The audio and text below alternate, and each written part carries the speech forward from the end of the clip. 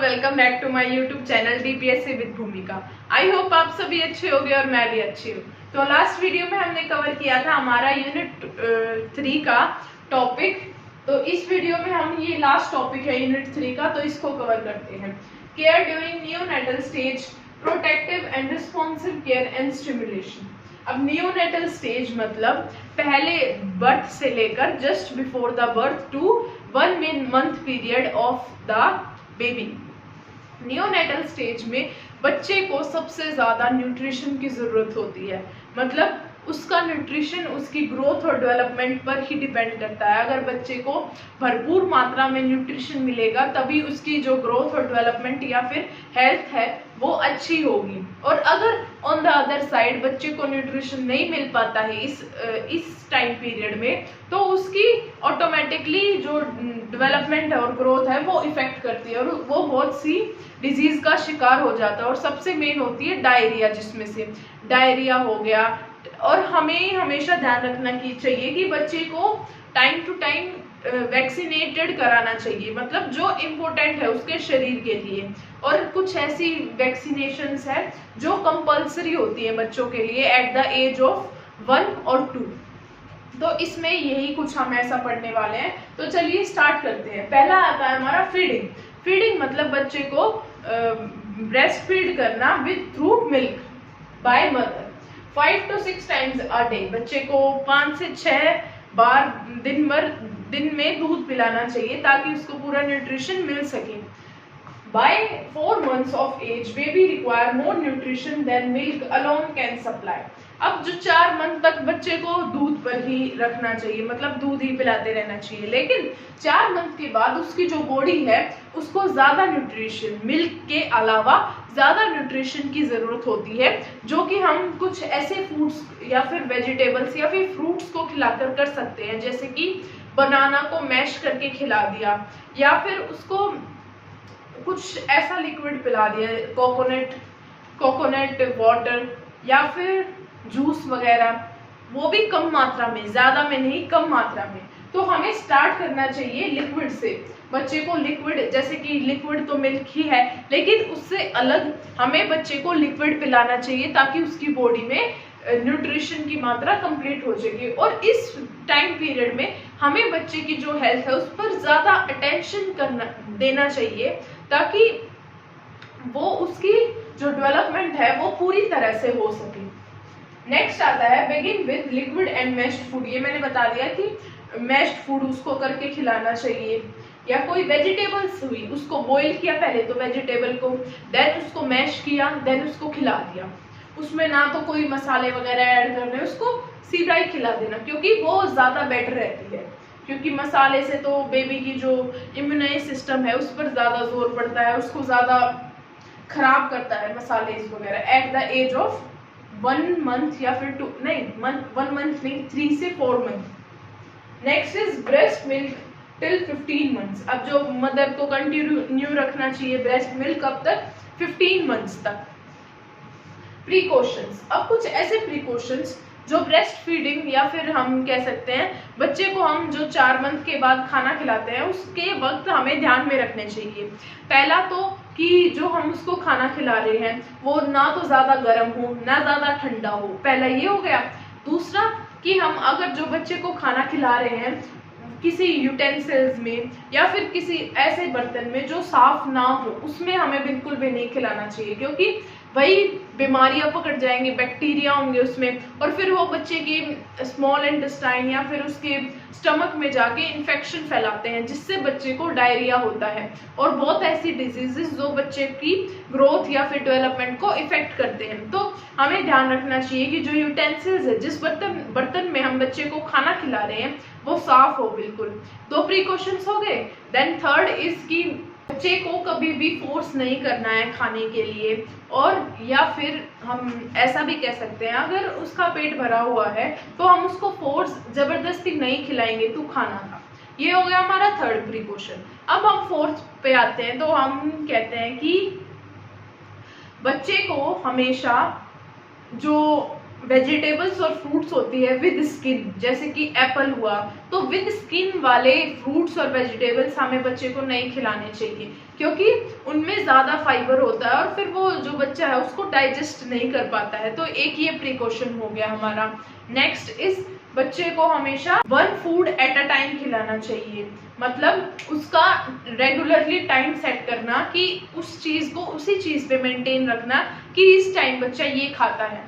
तो these are some precautions जो हमें ध्यान में रखते चाहिए while during feeding to child. Next first हो गया हमारा फीडिंग। एक तो हमें फीडिंग के बारे में बहुत सी ऐसी जानकारी है जो पता करनी चाहिए, और दूसरा आता है हमारा हेल्थ केयर एंड इम्यूनाइजेशन, मतलब बच्चे की हेल्थ जो है उसको हम कैसे मेंटेन कर सकते हैं, उसकी डेवलपमेंट या फिर ग्रोथ को कैसे बढ़ा सकते हैं। उसको इम्यूनाइजेशन होती है जो मतलब बच्चा अच्छे से डाइजेस्ट कर पाए खाने को, उसके बारे में।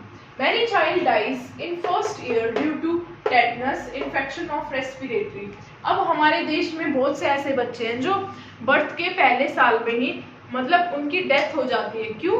क्योंकि उनको प्रॉपर तरीके से टेटनस की वैक्सीनेशंस नहीं दी जाती हैं, या फिर उनकी रेस्पिरेटरी सिस्टम में कुछ ऐसी डिजीज या फिर प्रॉब्लम हो जाती है जिनकी वजह से वो सांस नहीं ले पाते हैं और अपनी जान गंवा पड़ते हैं। तो कुछ ऐसे बातों से हमें थोड़ा अवेयर रहना चाहिए कि बच्चे को हमें क्या खिलाना चाहिए, क्या नहीं, और क्या उसके लिए हेल्थ के लिए बेनिफिट है। तो next, at birth BCG and poliomyelitis oral drops are given, should be given, मतलब हमें पता होगा कि जो बच्चा होता है पहले एक साल में या फिर उसकी बर्थ के थोड़े टाइम बाद कुछ ऐसी पोलियो ड्रॉप्स आती हैं जो हमें उसको देना नेसेसरी है।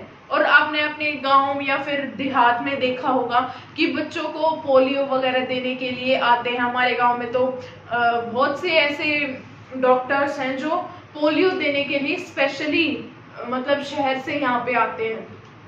तो वो एक तरीके से गवर्नमेंट इनिशिएटिव है कि हर एक बच्चे को पोलियो दिलाना, ताकि उसकी जो ग्रोथ और डेवलपमेंट है उस पर डिजीजेस का कोई इफेक्ट ना पड़े।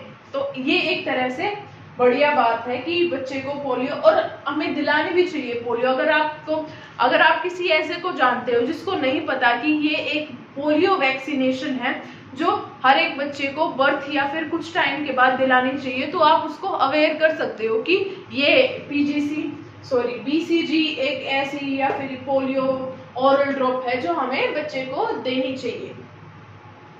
Next is diarrhoea, loose motions. Diarrhoea मतलब लूज मोशंस होना बच्चे को।